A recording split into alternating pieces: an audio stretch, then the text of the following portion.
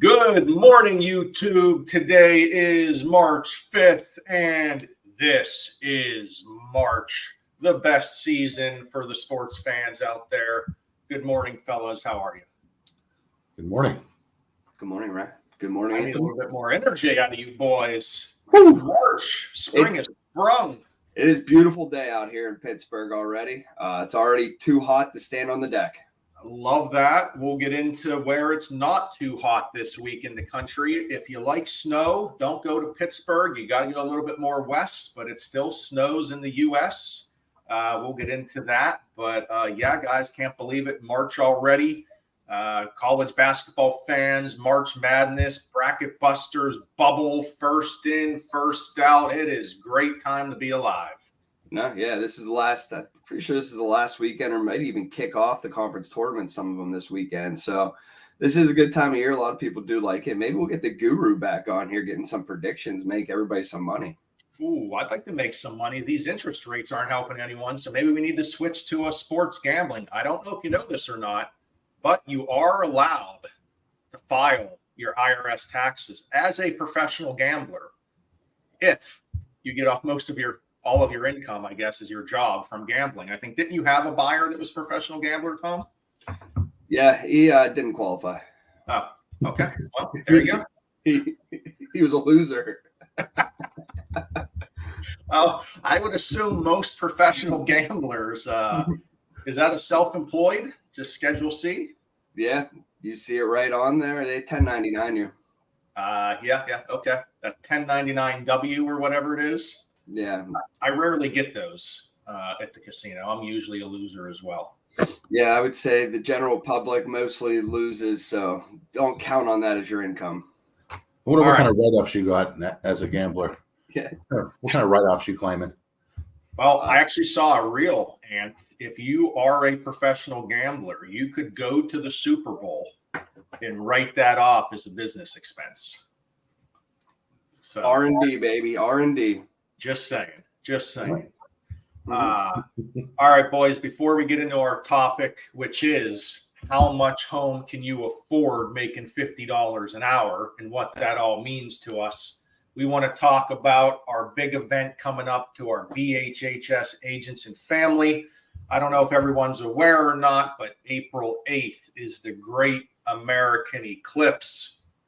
Here in Pittsburgh, we are not going to get a full eclipse. We just got to head a little bit west. And our man over with our sister company, People First, Casey, is throwing a big party at the Howland office. So any agents, bring the kids, bring the family, come hang out, music, hot dogs, hamburgers. Let's watch that moon go across the sky, cut in front of that sun. Casey does have those special glasses if you need them. So pretty excited about this. April 8th, 1 o'clock. Let us know if you want to come by. It's going to be a good time. Do you know what day of the week that is, Ryan? It's a Monday, I believe. It's the Monday of Masters week. So it will be Masters day 1 practice round. I think it's opening day for the the Guardians, whatever the hell they call them up there now. It's be chaos then. Absolute chaotic kind of day. Will they continue to play as it goes dark? They delayed. They pushed it back to 5 o'clock. Smart. So they pushed opening day back for Cleveland. I believe all the schools in the Cleveland area are off. It's a pretty good event. I don't think we're going to see another full eclipse like this in our area for 300 years or something. So get outside. As they say online, go smell grass for a day, get away from the computer and see some nature. So other thing I wanted to talk about, getting into our sister company, People First and West Penn Financial.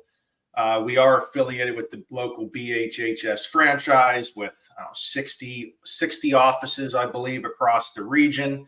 And we cover Northeast Ohio and Western Pennsylvania. And this was just a quick I did a Google Maps. I know we got offices over in Fairlawn. I know we got offices in Punxsutawney, and that's just a hell of an area that our local company covers. So if you need to buy a home, you need a mortgage, give us a call. We got you covered. And then getting into that snow I was talking about, That blizzard out west last week, it sounds like there's more snow coming.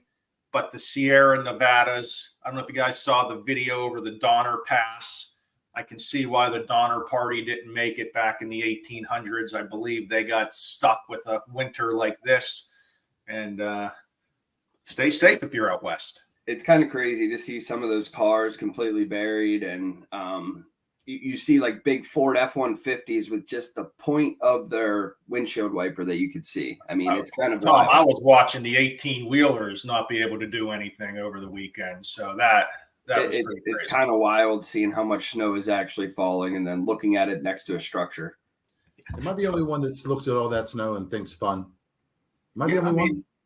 I don't know, 12 feet, I don't know, is fun. Maybe 12 inches is fun. Get a snowmobile. You know, I got five like, more weeks to have a kid. Maybe my mind will change at that point.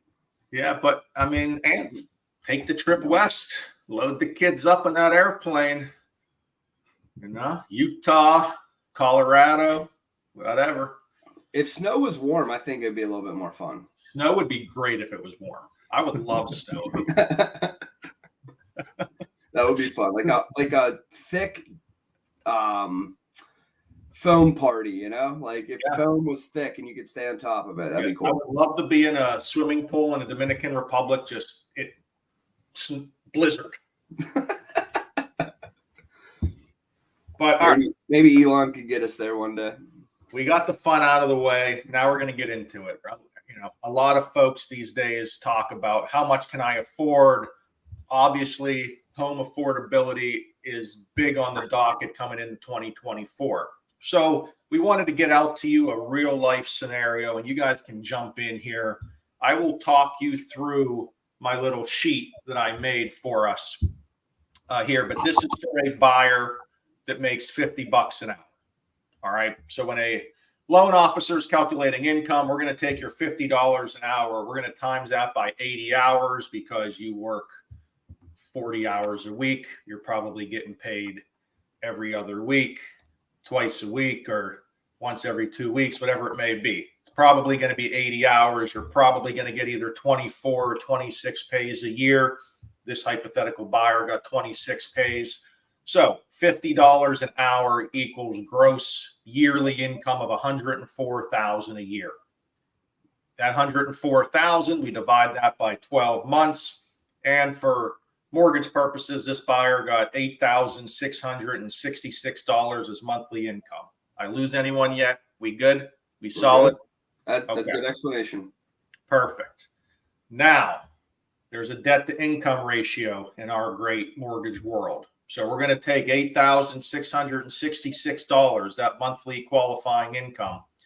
We're going to multiply that by 45%. That's going to give us $3,899 of allowable debts, including a new mortgage that we can qualify for. All right. So buyer's like, all right, I make $50 an hour. I can have $3,899 a month of debt. So buyers mostly have debt. This hypothetical situation, we got a car payment, we got student loans, we got some credit cards. They got $1,500 a month in debt before we add in the new home. So we deduct the $1,500 off that $3,899, and that means this buyer can qualify for a monthly payment of $2,399. That's it. That would be their max qualification. So it tells the buyer how much they can qualify for. But now this is when we come into the picture, right? We need to qualify the buyer. We need to figure out how much payment that gets them, because there's taxes, there's insurance, there's all kinds of things that go into this monthly mortgage payment. So let me take you back to my trusty Agent One app that I pulled up real quick here. And you guys can chat amongst yourself while I do this. I think it's nice that you're like breaking it down and showing agents and consumers of how it actually breaks down, because people, I think they're making that $8,000, that they can afford a lot more. just because it is based off of that. But we do have to add all the other debts into the picture: student loans, credit cards, car. I think that's where some people do get tripped up. So we went to our Agent One app. Great add-on there, Tom. Again, our monthly mortgage was $2,399 was the max. Here we are, $2,336 is the payment. This is a $300,000 house. This is with 5% down. And the buyer would be bringing the close about $30,000 with an APR of 7.21. So it's close. This buyer's close, but they make $104,000 a year. They have $1,500 of debts on top of the mortgage. They can buy this $300,000 home. No, that's a great scenario. I feel like that is a common scenario here in this market as well. Somebody making around that type of money and having those types of debts is often what we see at that level. So we can work up these scenarios for anyone. We're going to start this as a bit of a little series.